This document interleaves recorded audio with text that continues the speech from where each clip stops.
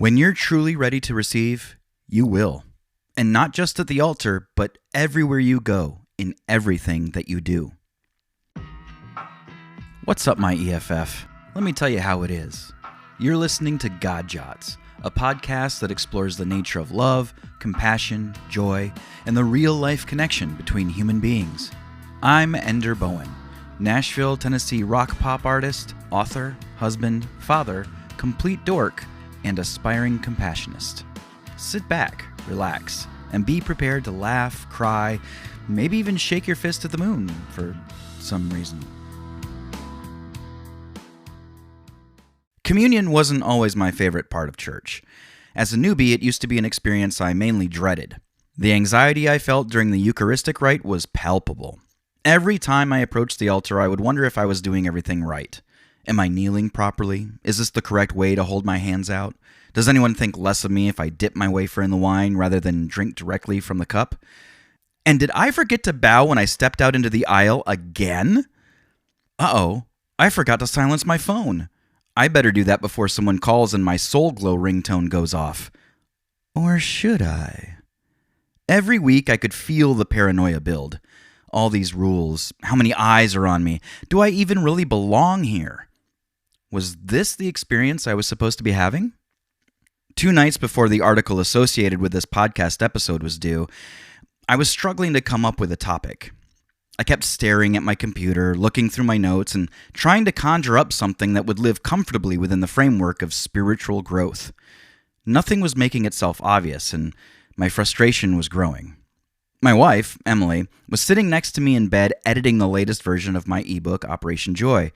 We had spent the last 10 minutes trying to figure out whether a particular sentence called for the use of who or whom, and I could already feel the migraine coming on.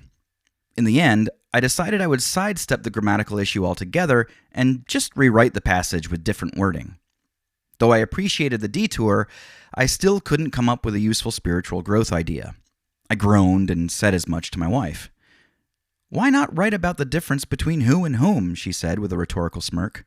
We both laughed at how ridiculous that sounded. And then, suddenly, it didn't sound so ridiculous.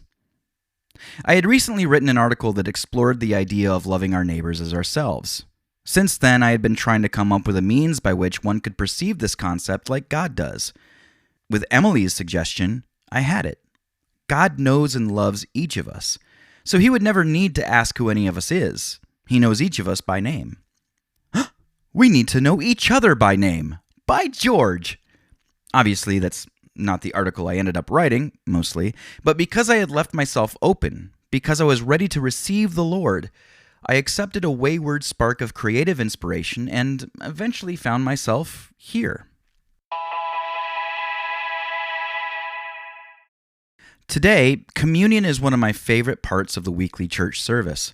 I pray during the Eucharistic rite, walk up to the altar with my wife and 3-year-old daughter, and hold out my hands, ready to receive. When I kneel, I experience so many things that bring me great joy. The smile on my daughter's face as she receives the blessing, the physical, mental, and emotional reset that can only come from the power of God's grace, the direct inspiration and connection from the Lord. I've found myself laughing at things that would have petrified newbie me years ago. I once dropped my wafer into the cup. Just a few weeks ago, I dropped it on the floor. And I have the audacity to call my wife a klutz. I even rejoice in the idea that everyone's experience during communion is completely different, because each of our relationships with God is completely different. It's the relationship that's the key. When I first joined the church and set out on my walk with Jesus, I was overly concerned with whether or not God's people were going to love and accept me for who I was. As an artist, this is a completely natural thing. But my respect for those who had come before me and the rules and dogmas that surrounded the experience kind of got out of control. For one reason or another, they became the only thing that I focused on. Because of that, when I started on my walk, I wasn't hearing the Lord. I wasn't ready to receive communion because I wasn't ready to receive what he had to offer me. There was too much noise and static in my head and in my heart. What God has to offer is so much easier and so much simpler than what you may perceive as the rules and dogmas of the church or any given service. It is, first and foremost, a relationship with Him. That's it. Everything else follows from that. It's really that simple. The rules are there to guide you. They aren't there to bind you or hold you back. After all, Jesus came in part to free us from the shackles of constricting guidelines so that we could have an actual relationship with Him. It's there in the decree that you should love the Lord your God with all your heart and with all your soul and with all your mind. This is a relationship, not a rule. Otherwise, it's not unconditional, is it? Don't rules make it conditional? Something to ponder. The only thing you need to do is open your heart to Him. When you're truly ready to receive, you will. And not just at the altar, but everywhere you go, in everything that you do. Whether you're kneeling in the pew or laughing over a ridiculous suggestion. Or, yes, dropping your wafer in the cup.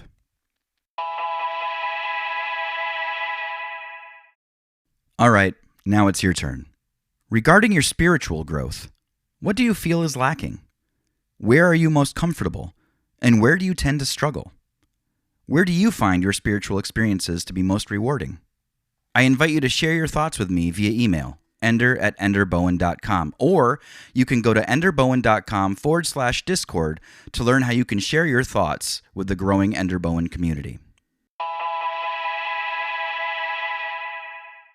I would love for you to share your thoughts about this episode with my growing community of aspiring compassionists.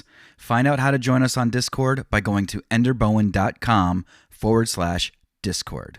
Look how easy I made that. If you like this episode, please subscribe to the Jots podcast on your favorite podcast streaming service. You can also check out more Jots, as well as subscribe to the mail list for ebooks, updates, and exclusive content at godjots.com. Until next time, be honest with yourself, be truthful with others, give people the opportunity to surprise you, and remember that it's impossible to have absolutely nothing in common with another human being.